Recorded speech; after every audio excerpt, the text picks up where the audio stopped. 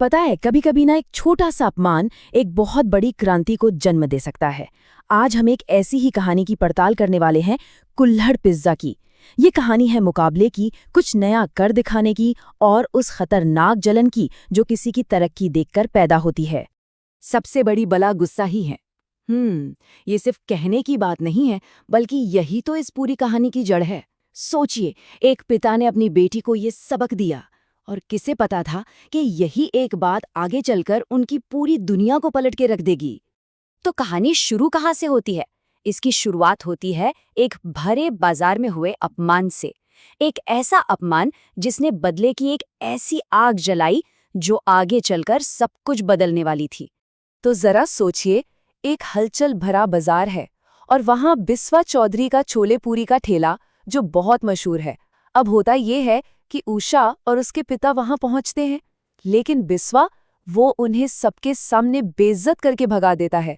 और वजह सिर्फ इतनी कि एक ग्राहक ने उन्हें देखकर मुंह बना लिया था। उसने सीधे सीधे कह दिया, आज के बाद मेरे ठेले पर दिख भी मत जाना। तो इस टकराव के बीच में दो लोग खड़े हैं।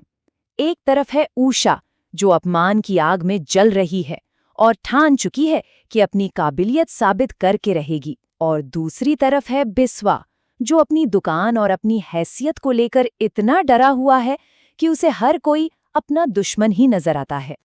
लेकिन उषा ने अपना गुस्सा किसी लड़ाई झगड़े में नहीं निकाला। नहीं, उसने उस गुस्से को एक ऐसे आइडिया में बदल दिया जो बिस्वा की पूरी दुनिया हिलाने वाला था। देखिए, ये आइडिया आया उसकी एक दोस्त से। उसने कहा, क्यों ना कुछ ऐसा बनाया जाए जो आज के युवाओं को अपनी तरफ खींचे। और बस यहीं से जन्म हुआ कुल्हड़ पिज्जा का। सोचिए, पिज्जा, लेकिन एक देसी ट्विस्ट के साथ। उसे परोसा गया मिट्टी के कुल्हड़ में। उस गांव के लिए ये एकदम नई, एकदम अनोखी चीज थी। लेकिन हाँ, ये रास्ता बिल्कुल भी आसान नहीं था। उसके माता पिता, जो गरीब मजदूर थे, उन्हें तो ये एक पागलपन जैसा लगा। पर होता है ना, बेटी की जिद के आगे पिता का दिल पिघल ही गया। उन्होंने अपनी थोड़ी बहुत जमा पूंजी निकाली, कुछ पैसे दिए, और बस उषा ने एक छोटे से ठेले से अपनी एक नई शुरुआत कर दी। अब देखिए, बिस्वा उसका खाली ठेला देखकर मजाक उड़ाने आ पहुंचा, लेकिन उषा डरी नहीं। उसने उसे सीधी चुनौती दे डाली, अगर ये चल गया ना तो लोग तुम्हें भूल जाएंगे। ये सिर्फ एक जुमला नहीं था, ये एक तरह से जंग का ऐलान था। और फिर वही हुआ जिसका बिस्वा को सबसे ज्यादा डर था। उषा की कामयाबी ने उसकी जलन को एक बहुत ही खतरनाक आग में बदल दिया। और सच में, देखते ही देखते पूरा खेल पलट गया। उषा का कुल्हड़ पिज्जा इतना हिट हो गया कि क्या बच्चे, क्या बूढ़े, क्या जवान, सब उसके दीवाने हो गए। और बिस्वा का ठेला, वहां अब सन्नाटा पसरने लगा। भाई, लोग अब छोले पूरी छोड़कर पिज्जा खाने जो जा रहे थे ना। कुछ ही दिनों की बात है, उषा का कुल्हड़ पिज्जा पूरे गांव में चर्चा का विषय बन गया था। ये सिर्फ खाने की चीज नहीं रही, ये एक नया ट्रेंड बन गया था। और जाहिर है, यही शोहरत बिस्वा की जलन की आग में घी डालने का काम कर रही थी। अब बिस्वा की जलन एक खतरनाक मोड़ ले रही थी। देखिए, पहले तो उसने सिर्फ ताने मारे, धमकियां दी। जब उससे बात नहीं बनी तो उसने गुंडों को भेजकर उषा का ठेला ही तुड़वा दिया। लेकिन उषा तब भी नहीं रुकी, और तब बिस्वा ने एक ऐसी खौफनाक साजिश रची जिसके बारे में कोई सोच भी नहीं सकता था। और यहीं पर कहानी एक ऐसे मोड़ पर आ पहुंचती है जहां बिस्वा की साजिश एक बहुत ही अप्रत्याशित और दुखद अंजाम की तरफ बढ़ जाती है। सोचिए, ठेला तो टूट गया, पर उषा का हौसला नहीं टूटा। उसने हार नहीं मानी और अपने घर से ही पिज्जा बनाकर बेचना शुरू कर दिया। उसकी ये हिम्मत देखकर बिस्वा का गुस्सा तो जैसे 7वें आसमान पर पहुंच गया। और अब उसने अपना आखिरी और सबसे खतरनाक दांव खेलने का फैसला किया। इस बार बिस्वा ने अपनी ही एक पड़ोसन कमला से हाथ मिला लिया, जो खुद भी उषा की तरक्की से जलती थी।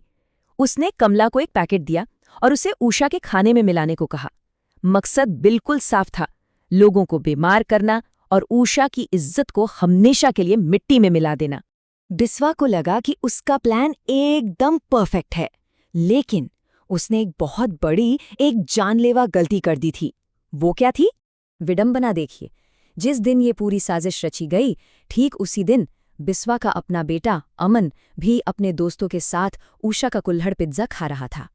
कहते हैं ना, जो दूसरों के लिए गड्ढा खोदता है, बिस्वा ने जो गड्ढा खोदा था उसमें अब उसका अपना ही परिवार गिरने वाला था। और फिर कुछ ही घंटों में हड़कंप मच गया। पिज्जा खाने वालों की हालत बिगड़ने लगी। एम्बुलेंस आई, फिर पुलिस। डॉक्टर की रिपोर्ट ने कंफर्म किया कि खाने में जहर था। और सारा का सारा इल्जाम किस पर आया? उषा पर। उसे अपने ही ग्राहकों को जहर देने के जुर्म में गिरफ्तार कर लिया गया। बेगुनाह उषा अब सलाखों के पीछे थी। और अब कहानी अपने अंजाम तक पहुंचती है। एक ऐसा अंजाम जहां सच की जीत होती है और एक बहुत बड़ा सबक सामने आता है। अस्पताल में जब बिस्वा को ये पता चला कि बीमार लोगों में उसका अपना बेटा अमन भी है, तो मानो उसके पैरों तले से जमीन ही खिसक गई। अपने ही बेटे की जान खतरे में है, ये सोचकर वो अपराध बोध से पूरी तरह टूट गया। वो सीधा पुलिस स्टेशन गया और अपना सारा गुनाह कबूल कर लिया। और इस तरह उषा बेदाग साबित हुई। तो आखिर में न्याय तो होना ही था। उषा निर्दोष साबित हुई और उसका बिजनेस पहले से भी कहीं ज्यादा चल निकला। दूसरी तरफ बिस्वा और उसकी साथी कमला, दोनों को अपने किए की सजा मिली और उन्हें जेल भेज दिया गया। तो कहानी वहीं आकर खत्म होती है जहां से शुरू हुई थी, गुस्से वाले सबक पर। उषा के पिता उसे एक बार फिर याद दिलाते हैं, गुस्सा 100 दुश्मन बनाता है। अब से गुस्से से नहीं, बल्कि प्यार की भाषा से काम लेना। तो ये कहानी हमें एक बहुत ही जरूरी सवाल के साथ छोड़ जाती है। ज्यादा ताकतवर क्या है? अन्याय से पैदा हुआ कुछ नया करने का जज्बा, या फिर किसी और की कामयाबी को देखकर घमंड से पैदा हुई जलन?